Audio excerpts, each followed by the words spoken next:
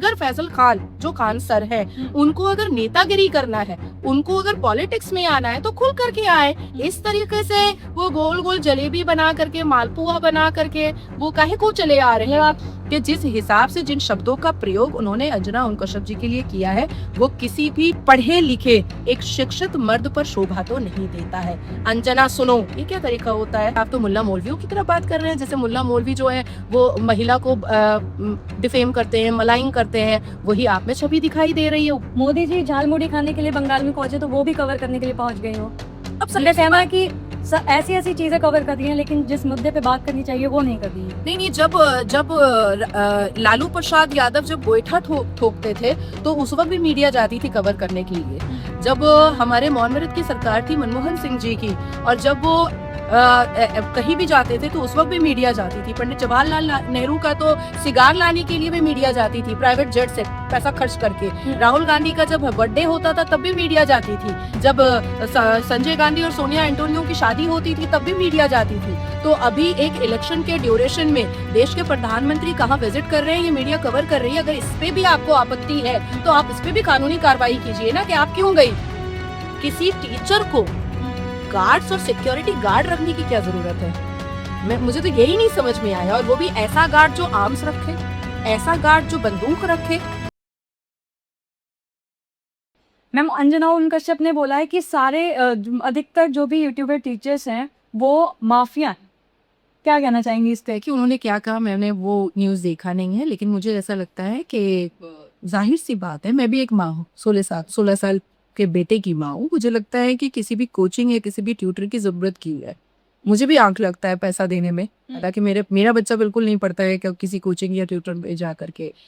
School, college, university में ही इतनी अच्छी पढ़ाई होनी चाहिए कि किसी भी कोचिंग या ट्यूटर की ज़रूरत ही ना पड़े। और अगर कोई टीचर उसको अपना कारोबार बना ले, अपना बिजनेस बना ले, और उस बिजनेस को एक्सपैंड करने के लिए वो माफिया और दबंगई का काम करने लगे, तो जाहिर सी बात है कि उसमें कंट्रोल तो कसा जाता है, नटें तो टाइट की जाती है। मतलब आप कह रही हैं कि व्यूज बटोरने के लिए वो लोग ऐसा करते हैं।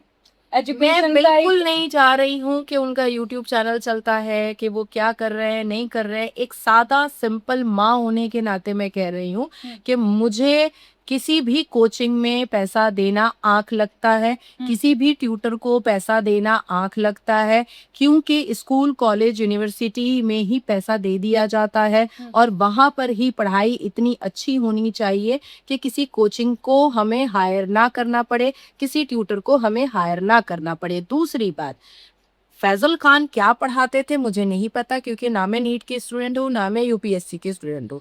अगर वो कानून की पढ़ाई करवाते तो मैं समझ भी पाती कि वो अच्छा पढ़ाते हैं कि बुरा पढ़ाते हैं।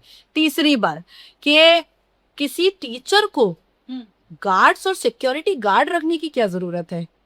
मुझे तो यही नहीं समझ में आया। और वो भी ऐसा गार्ड जो आर्म्स रखे, ऐसा गार्ड जो बंदूक रखे। मतलब मुझे ये नहीं समझ में आया।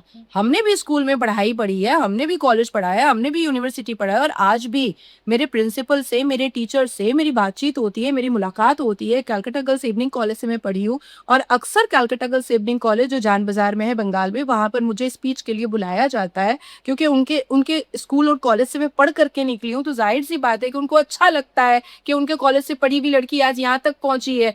तो मैंने तो नहीं देखा कि मेरे प्रोफेसर और टीचर के आगे पीछे गन और बंदूक लेकर के कोई गार्ड चल रहा होता है। तो मुझे ये थोड़ा सा अटपटा लगा कि अगर वो टीचर है, वो छात्रों को पढ़ाते हैं, तो उनको सिक्योरिटी गार्ड की क्या जरूरत है? हाँ, अगर फैसल खान जो खान सर है उनको अगर नेतागिरी करना है, उनको अगर पॉलिटिक्स में आना है तो खुल करके आए। इस तरीके से वो गोल गोल जलेबी बना करके, मालपुआ बना करके वो काहे को चले आ रहे हैं? आप कह रही हैं कि उन्हें पॉलिटिक्स में आना है, वो इसलिए ये सब कर रहे हैं। मुझे तो ऐसा ही लगता है। और जिस हिसाब से कोचिंग के दौरान वो शब्दों का प्रयोग करते हैं, मुझे ऐसा लगता है कि हम अपने बच्चों को टीचर के पास अगर भेजते हैं तो हम रिफाइन होने के लिए भेजते हैं, फाइन होने के लिए भेजते हैं, ग्रूम होने के लिए भेजते हैं। इस तरीके का जो वो टोन यूज करते हैं वो भी एक टीचर पर शोभा नहीं देता है, क्योंकि जो बच्चा सीखता है अपने स्कूल में, अपने कॉलेज में, अपने टीचर से, अपने प्राइवेट ट्यूटर से, वही वो अडेप्ट करता है। तो क्या ही फायदा है जब एक हो वो टीचर से सीख करके भी वो एक हो ही बोलेगा, एक ठो ही बोलेगा, तो फिर हमें क्या फायदा है? इतना पैसा दे करके ट्यूटर रखने का। अगर हमारा बच्चा एक गो या एक थो बोल रहा है तो हम उसको अच्छे स्कूल में क्यों भेजते हैं या अच्छे टीचर के पास क्यों भेजते हैं कि वो वहां से ग्रूम होकर के आए और वो समाज में खड़े होने के काबिल हो जाए और वो अच्छी बातें सीखे, अच्छा कॉन्वर्सेशन सीखे, अच्छा कन्फ्रंटेशन सीखे, अच्छी स्पीकिंग पावर सीखे। लेकिन मैम स्टूडेंट्स तो काफी पसंद करते हैं, उनको प्यार करते हैं खान सर को, क्योंकि वो कम पैसों में शिक्षा दे रहे हैं। बहुत अच्छी बात है, अगर कोई अच्छा पढ़ाता है तो छात्र जो स्टूडेंट्स होते हैं उनका प्रेम अपने टीचर के लिए होना चाहिए। और मुझे ऐसा लगता है कि माँ बाप के बाद अगर कोई हमें ग्रूम करता है, हमें कोई बड़ा करता है और हमें कोई शिक्षित करता है तो उसका पूरा का पूरा श्रेय जो है वो हमारे उस्ताद पर ही जाता है, हमारे टीचर पर ही जाता है। जैसे हम डॉक्टर को भगवान का रूप कहते हैं वैसे ही हम टीचर को माँ सरस्वती का रूप कहते हैं। अब माँ सरस्वती का रूप अगर पॉलिटिकल एजेंडा खेलने लगे, माँ सरस्वती का रूप अगर गन और गट्टा लेकर के अपने गार्ड्स को चलाने लगे तो क्वेश्चन मार्क तो उठता है, प्रश्न चिन्ह तो उठता है। तीसरा कि जिस हिसाब से जिन शब्दों का प्रयोग उन्होंने अंजना ओम कश्यप जी के लिए किया है वो किसी भी पढ़े लिखे एक शिक्षित मर्द पर शोभा तो नहीं देता है। अंजना सुनो, ये क्या तरीका होता है? ए सुनो, तुम हमरा जवाब दो, ये क्या तरीका होता है? आप पढ़े लिखे व्यक्ति हैं, आपको लाखों लोग देखते हैं आपके YouTube चैनल के माध्यम से, आप कपिल शर्मा के शो में जाते हैं, आपको बड़े बड़े चैनलों में बुला करके बिठाया जाता है, आप लाखों करोड़ों बच्चों को शिक्षित कर रहे हैं। आप उनको क्या सिखा रहे हैं कि एक फेमस न्यूज एंकर को ऊपर से महिला, आप उसको ए सुनो, ये कोई तरीका होता है? आप तो मुल्ला मौलवियों की तरह बात कर रहे हैं, जैसे मुल्ला मौलवी जो है वो महिला को डिफेम करते हैं, मलाइंग करते हैं, वही आप में छवि दिखाई दे रही है। ऊपर से फिर एक एंकर जिसको एक जान का खतरा तो रहता है, उसके बेटे का आप बात बोल रहे हैं कि वो कहाँ रहता है कहाँ नहीं रहता है, ये तो एक्सेप्टेबल नहीं है। कल को कोई मेरे बेटे का भी अगर बर्थ सर्टिफिकेट वायरल करेगा या उसके रहने का लोकेशन वायरल करेगा, मैं तो सीधा उसके ऊपर जांच बैठा दूंगी कि क्या बात है, कौन से टेररिज्म ऑर्गेनाइजेशन से जुड़ा हुआ है जो मेरे बेटे का बर्थ सर्टिफिकेट या मेरे बेटे का रहने की जगह वायरल करवा रहा है। ये तो क्वेश्चन उठ जाता है ना दिमाग में। हम अपने ऊपर हुए हुए आक्रमण को फिर भी बर्दाश्त कर सकते हैं, लेकिन अपने बच्चे के ऊपर हुए हुए आक्रमण को हम बर्दाश्त नहीं कर सकते। हमारे पीछे बहुत सारे ऐसे टेररिस्ट ऑर्गेनाइजेशन और बहुत सारे असामाजिक तत्व लगे होते हैं जो हमारा जान लेना चाहते हैं, हमारा सर तन से जुदा करना चाहते हैं। अब ऐसे सिचुएशन में अगर कोई सोशल मीडिया पे मेरे बेटे का बर्थ सर्टिफिकेट वायरल करे या मेरे बेटे का रहने का लोकेशन वायरल करे, जो अंजना ओम कश्यप जी के साथ हुआ, जो खान ने किया, तो ये तो एक्सेप्टेबल नहीं है। लेकिन लीगल नोटिस तो अब पहुंचा दिया गया है उनको। हाँ, तो वो कानूनी जवाब देंगे। और मुझे ऐसा लगता है कि एक शिक्षित खान है, फैजल खान जो है वो शिक्षित व्यक्ति है, बहुत ही सभ्य व्यक्ति है। अगर उसे अंजना ओम कश्यप जी की कोई बात अगर बुरी भी लगी थी तो उसे कानूनी कार्रवाई करनी चाहिए थी कि मुझे आपकी ये बात बुरी लगी, आप मुझे जवाब दीजिए, नहीं तो मैं आगे इनिशिएट लूंगा इस कानूनी कार्रवाई को। अगर वो जवाब नहीं देती तो आप उससे कोर्ट में पूछते। इस तरीके से यूट्यूब के माध्यम से एक महिला को डिफेम करना, एक महिला होते हुए, मैं तो इसको एक्सेप्ट नहीं करूंगा। उनका कहना है कि बच्चों के लिए वो आवाज नहीं उठा पा रही है, इस वजह से शिक्षकों को उठानी पड़ रही है। नहीं, उनका काम नहीं है, उनका काम है न्यूज दिखाना, उनका काम है न्यूज दिखाना, वो न्यूज दिखाती हैं। ऐसा नहीं है कि जब नीट के पेपर लीक हुए तो उन्होंने न्यूज नहीं दिखाया, ऐसा नहीं है कि जब ईरान और अमेरिका की लड़ाई हुई तो उन्होंने न्यूज नहीं दिखाया, ऐसा नहीं है कि इजराइल और हमास में और फलस्तीन में लड़ाई हुई तो उन्होंने नहीं दिखाया।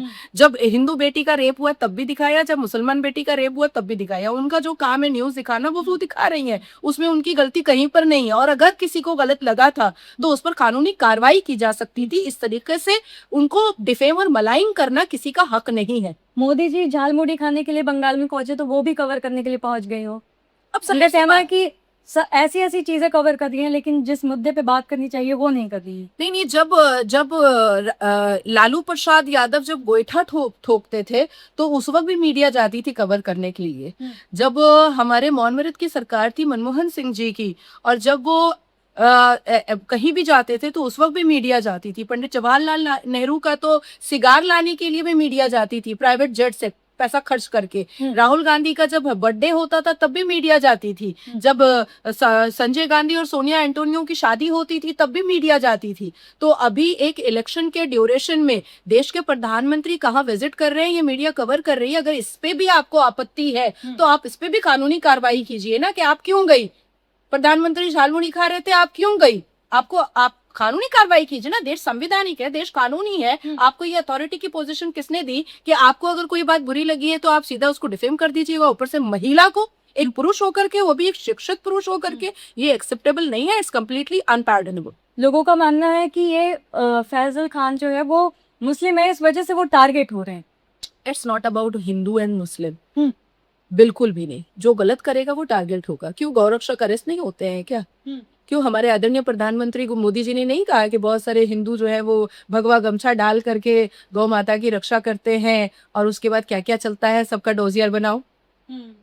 तो देश देखिए संविधान से चल रहा है, देश कानून से चल रहा है। गलत आप करेंगी तो भी आपको जवाब देना पड़ेगा, गलत मैं करूंगी तो भी जवाब देना पड़ेगा। मुसलमानों के पास क्या होता है? आधार कार्ड होता है, ड्राइविंग लाइसेंस कार्ड होता है, वोटर आईडी कार्ड होता है, साथ में पॉकेट में विक्टिम कार्ड भी होता है। तुरंत विक्टिम कार्ड खेल लेते हैं। जी बिल्कुल। अच्छा मैम, वो अभी सस्ती स्वास्थ्य सेवाओं पे भी ध्यान दे रहे हैं और काम कर रहे हैं लोगों के लिए, उस पर क्या कहना चाहेंगी? अगर वो जेल चले जाते हैं तो ये सब काम कौन? अभी तो उनको अंतरिम जमानत मिल ही गई है। AI एड इंटरिम बेल तो उनको मिला हुआ है। और मुझे ऐसा लगता है कि अगर अभी बहुत सारे ऐसे बड़े बिजनेसमैन होते हैं जो जेल चले जाते हैं, तो क्या उनका काम नहीं होता है? हमारे रतन टाटा जी, उनका देहांत हो गया, तो क्या टाटा कंपनी बंद हो गई? ऐसा नहीं है। और मुझे लग रहा है कि कानूनी जो कार्रवाई चल रही है उस पर स्टक रहना चाहिए और किसी भी तरीके का कोई असंवैधानिक काम या गैर कानूनी काम अब नहीं होना चाहिए फैसल खान जी की तरफ से। अच्छा मैम, आप बिल्कुल इससे सहमत है कि जितने भी यूट्यूबर टीचर्स हैं वो माफिया हैं? आई डोंट नो एक्चुअली, मैंने कभी वो साइट देखा ही नहीं है। मुझे कभी जरूरत ही नहीं पड़ी कि मैं जाकर के चेक करूं कि वो यूट्यूब पे क्या पढ़ा रहे हैं और क्या नहीं वो पढ़ा रहे कहते हैं कि अभद्र भाषा में बात करना, ये तो मैंने भी कहा, ये तो मैंने भी कहा। अब जैसे एक आध लोगों को भी मैंने देखा है सिर में गमछा पहन करके, बरमूडा पहन करके वो पढ़ा रहे हैं। What is this? आप ये क्या कर रहे हो? बच्चियां भी आ रही हैं पढ़ने के लिए, बच्चे भी आ रहे हैं, वो क्या सीखेंगे आपसे? टीचर से लोग सीखते हैं। आप बरमूडा पहन करके, सिर पे गमछा बांध करके आप पढ़ा रहे हो, दिस इज वेरी बैड। हम सभ्यता सीखने के लिए हम इतना पैसा खर्च करते हैं, हम लफंगा लुच्चा बनाने के लिए पैसे नहीं खर्च करते हैं।